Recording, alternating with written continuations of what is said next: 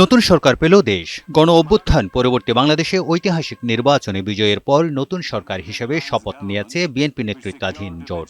সংসদের দক্ষিণ প্লাজায় নতুন প্রধানমন্ত্রী, মন্ত্রী ও প্রতিমন্ত্রীরা শপথ নেন। ছাত্র জনতার গণ অভ্যুত্থানের স্মরণে দেশের ইতিহাসে এই প্রথম সংসদের দক্ষিণ প্লাজায় শপথ নেয় নতুন মন্ত্রিসভা। শপথের আগেই একে একে আসতে থাকেন নতুন প্রধানমন্ত্রী ও তার পরিবার, নতুন মন্ত্রী, প্রতিমন্ত্রীরা। তারও আগে দেশি বিদেশি অতিথিদের উপস্থিতিতে অনুষ্ঠানস্থল পূর্ণ হয়ে যায় কানায় কানায়। শুরুতেই বিএনপি চেয়ারম্যান তারেক রহমানকে বাংলাদেশের ১১তম প্রধানমন্ত্রী হিসেবে শপথ পাঠ করান রাষ্ট্রপতি মোহাম্মদ শাহাবুদ্দিন। শপথ করিতেছি যে আমি আইন অনুযায়ী সরকারের প্রধানমন্ত্রী পদের কর্তব্য বিশ্বস্ততার সহিত পালন করিব। আমি বাংলাদেশের প্রতি অকৃত্রিম বিশ্বাস ও আনুগত্য পোষণ করিব। এরপর রাষ্ট্রপতি নতুন মন্ত্রীদের শপথ পাঠ করান। সশ্রদ্ধ চিত্তে শপথ করিতেছি যে আমি আইন অনুযায়ী সরকারের মন্ত্রী পদের কর্তব্য বিশ্বস্ততার সহিত পালন করিব। পরে রাষ্ট্রপতির কাছে শপথ নেন প্রতিমন্ত্রীরা। আমি আইন অনুযায়ী সরকারের প্রতিমন্ত্রী পদের কর্তব্য বিশ্বস্ততার সহিত পালন করিব।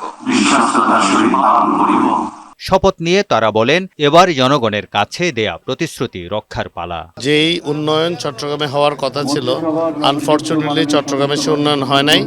তো আমরা যারা নতুন দায়িত্ব পেয়েছি, আমি পার্সোনালি চেষ্টা করব যে বাণিজ্যিক রাজধানী হিসেবে চট্টগ্রামকে বেগম খালেদা যে স্বীকৃতিটি দিয়েছেন যেন সেটি আমরা বাস্তবায়ন করতে পারি এবং চট্টগ্রামকে অ্যাকচুয়ালি সেকেন্ড বেস্ট সিটি হিসেবে আমরা এস্টাবলিশ করতে পারি। অধিকার এবং মর্যাদা প্রতিষ্ঠা করতে না পারি তাহলে বাংলাদেশকে একটা ইনক্লুসিভ এবং ঐক্যবদ্ধ বাংলাদেশের জায়গায় পরিণত করতে পারি। এই সবগুলো জায়গাতেই সমস্যা ছিল এবং সবগুলো জায়গাতেই একটা ভয়ঙ্কর পরিস্থিতি তৈরি করা হয়েছিল। আমরা সেই জায়গাগুলো অতিক্রম করতে চাই।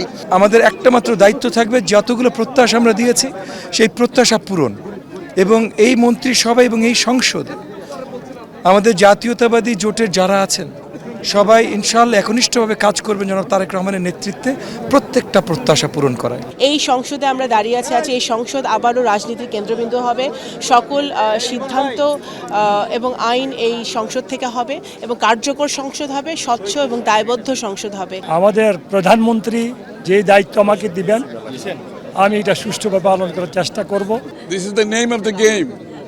সো আমরা এটা অ্যাকসেপ্ট করেই তো রাজনীতি করেছি, নির্বাচন করেছি, জনগণের রায় নিয়েছে, সুতরাং এই চ্যালেঞ্জ তো মোকাবেলা করতে হবে। এই শপথের মধ্য দিয়ে নতুন যাত্রা শুরু হলো নতুন এক বাংলাদেশের। দীর্ঘ আন্দোলন সংগ্রামের পর অবশেষে জনগণের রায়ে সরকার গঠন করেছে বিএনপি। এই সংসদে যারা বসবেন তারাই প্রতিশ্রুতি দিলেন এবার জনগণের সমস্যার সমাধান করার পালা। তারেক শিকদার, বৈশাখী সংবাদ, ঢাকা।